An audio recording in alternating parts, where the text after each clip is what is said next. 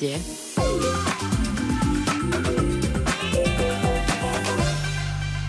Michal Bučík zažil najsmutnejšie sviatky vo svojom živote. Len pár dní pred štedrým večerom mu totiž navždy odišiel otecko. Miška preto z pochopiteľných dôvodov necháme na pokoji a poďme radšej na veselú nôtu.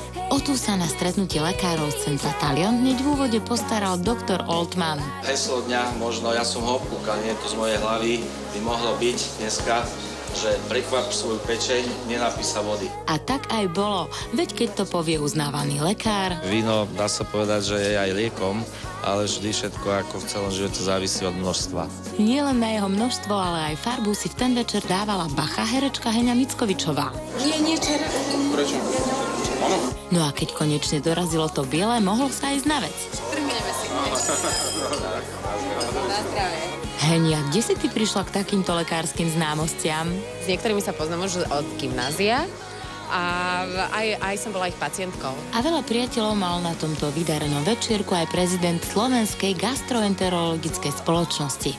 Vzhľadom na to, že väčšina sú tu moji priatelia, tak sa tu cítim veľmi dobre. Rovnako bol na tom určite aj jeden z najznámejších lekárov na Slovensku, Miloš Bubán, ktorý gastroenterológii zasvetil takmer celý život. 26 viacej. S tým, že keby som počul ale medicínu, tak vlastne od roku 1980 sa už pohybujem v takých lekárskych kruhoch. A potom nás čosi vyrušilo.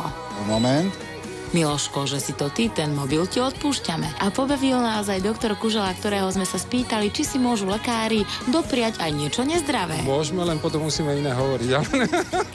To, že na tomto večierku bolo naozaj veselo, však smotánka myslí smrteľne vážne.